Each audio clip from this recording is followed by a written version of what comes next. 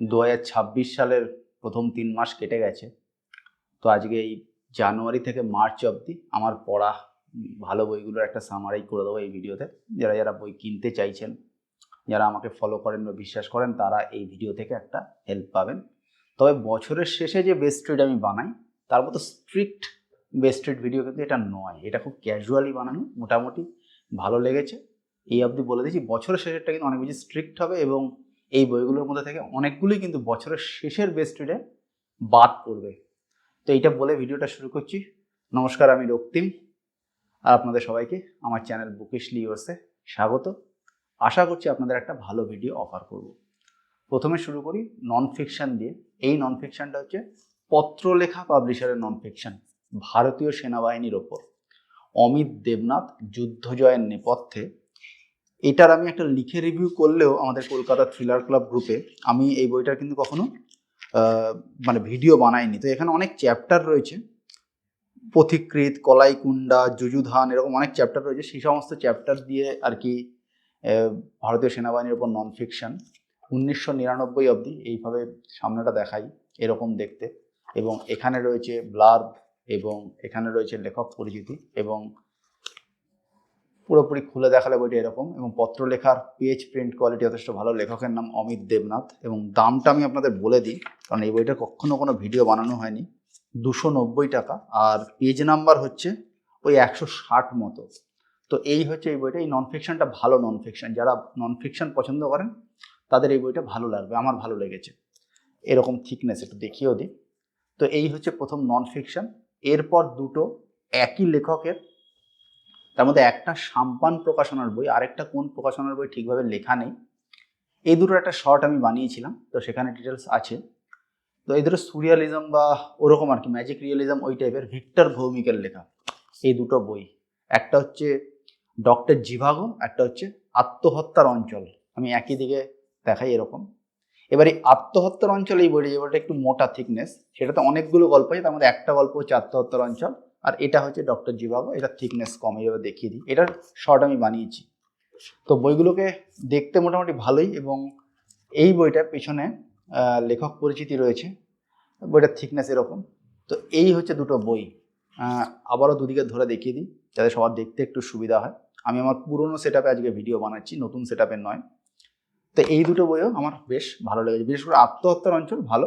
এখানে একটা কথা বলি, সুরিয়ালিজমে আমি যা পড়ে বুঝলাম এবং একটু গুগল টুগল করে, গল্প কিন্তু খুব বেশি এগোয় না। এটা হচ্ছে ভাষার মার প্যাচে আপনাকে ক্যাপটিভেট করা, এইটা হচ্ছে ব্যাপার। সুরিয়ালিজম কিন্তু ব্যাক টু ব্যাক পড়া আমার জন্য ওয়ার্ক করেনি। এবার অন্য কারোর জন্য ওয়ার্ক করলে সেটা তো সম্পূর্ণ তার নিজের ব্যাপার, কিন্তু আমার জন্য ব্যাক টু ব্যাক সুরিয়ালিজম পড়া ওয়ার্ক করেনি।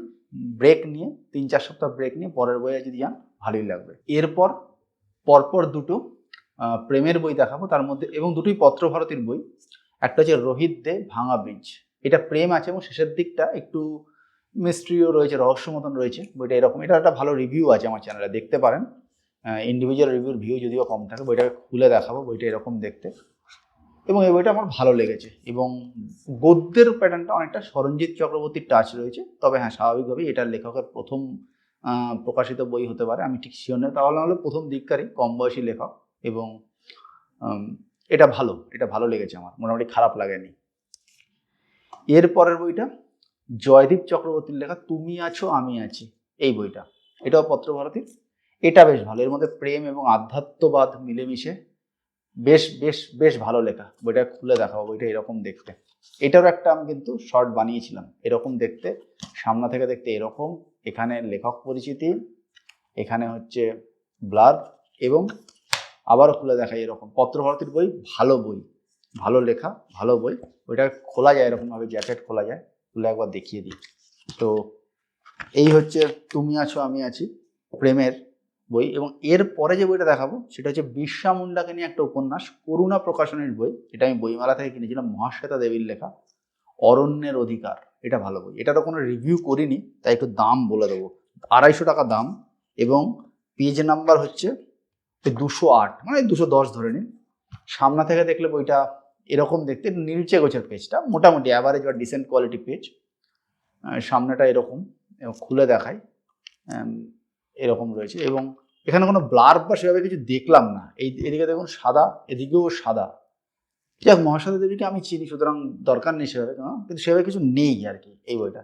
এবং বিরসা মুন্ডাকে নিয়ে তার শেষের দিকে তার ধরা পড়ার পর তার জেলে মারা যাওয়া, এই পুরো ব্যাপারটা নিয়ে ভালো ভালো উপন্যাস, বেশ বেশ বেশ ভালো লেগেছে আমার এই উপন্যাসটা। অরণ্যের অধিকার এবং ঝাড়খণ্ড বিহার অঞ্চলে বিরসা মুন্ডার কি ইমেজ সেটা আমরা সকলেই জানি, বেশ ভালো লেগেছে। এরপর চলে যাচ্ছি আমি থ্রিলারে, এবং থ্রিলারে প্রথম যে থ্রিলারটার নাম বলবো সেটা হচ্ছে বইমেলার সময় যথেষ্ট জনপ্রিয়তা ছিল বা জনপ্রিয়তা তুঙ্গেই বলা যায়, দীপচক্রর বিবেক সিরিজের চতুর্থ বই দ্য ডার্ক সিক্রেট। দীপচক্রর বইয়ের নামের ধরন বেশিরভাগ ক্ষেত্রে ইংরেজিতে হয়, বইটাকে খুলে দেখাই, শপিজেন বাংলার বই। পেজ প্রিন্ট কোয়ালিটি যথেষ্ট ভালো, শপিজেনের ভালো হয়। এটার ইন্ডিভিজুয়াল রিভিউ আছে, তাই দামটা আমার বলছি না। এদিকে লেখক পরিচিতি, যদিও দীপচক্রকে এখন সবাই চেনে। আর এটা হচ্ছে ব্লার্ব। এই বইটা সম্বন্ধে খুব আলাদা করে বলার খুব একটা কিছু নেই, বইটা ইতিমধ্যেই পাঠক মহলে প্রশংসিত। তবে আমার, যেহেতু আমি এই সিরিজের সবকটা বই পড়েছি এবং সেই কারণে আমার এটা মানে আমি বুঝতে পেরেছি যে অন্তত দীপচক্র যে সাবপ্লট মার্জিংয়ে ওনার যে ডেফিসিয়েন্সিগুলো ছিল সেটা অনেকাংশেই কাটিয়ে উঠতে পেরেছেন, এবং আগামীতে ওনার এই স্কিলটাকে যত উনি বেশি এক্সিকিউট করবেন, আরও বড় এবং ভালো উপন্যাস উনি আমাদের উপহার দিতে পারবেন। আবারও দেখাই দীপচক্র ডার্ক সিক্রেট। কভারটা অত্যন্ত ভালো এবং সম্ভবত বিবেকের এক্সিস্টিং কভারগুলোর মধ্যে সবচেয়ে ভালো কভার এটারই। পরবর্তীতে এক্সিস্টিংগুলো কভার বদলাতে পারে, that is different story altogether. খুব ভালো এই বইটা। এরপর পরপর দুটো একই লেখিকার ফ্যান্টাসি থ্রিলার নিয়েছি, এবং দুটোই বসাক বুক স্টোরে, দুটোরই ইন্ডিভিজুয়ালি ভিডিওতে কভার করা আছে। এবং এই লেখিকার লেখা অনেকদিন ধরে পুজো বার্ষিকী টার্ষিকীতে পড়লেও কখনো সেভাবে বই কেনা হয়নি। তার মধ্যে একটা হচ্ছে তিমাহার আর বজ্রমণি, এটা ফ্যান্টাসি থ্রিলার। এগুলো ভিডিওতে পেয়ে যাবেন, দাম টাম খুলে দেখায় বইটা এরকম। বসাকের পেজ প্রিন্ট কোয়ালিটি খুব ভালো, এরকম এরকম ধরুন থিকনেস রয়েছে, পেজগুলো দেখে নিতে হবে কত পেজ টেজ আছে। ফ্যান্টাসি থ্রিলার খুব ভালো এই লেখাটা, এবং অনুষ্টুপ সেটের লেখার কায়দা ভালো। আমি কিশোর ভারতীতে ওনার ছোট গল্প অনেক দিন ধরে পড়ছি। আরেকটা হচ্ছে মিশন পৃথিবী 1, এটা হচ্ছে একটা সিরিজের প্রথম গল্প বা উপন্যাস। এর পরে উপন্যাস রয়েছে 2 রয়েছে, সেটা আমি পড়িনি, তবে শেষটা পড়ে বইয়ে ওপেন এন্ড রয়েছে, খুলে দেখাবো এরকম দেখতে। দুটো বইয়েরই এরকম জায়গায় ব্লার্ব রয়েছে। এখানে রয়েছে অনুষ্টুপ সেটের লেখক পরিচিতি, আগেরটা একবার দেখিয়ে দিই, এবং এটা এখানে রয়েছে ব্লার্ব, আর এখানে লেখক পরিচিতি।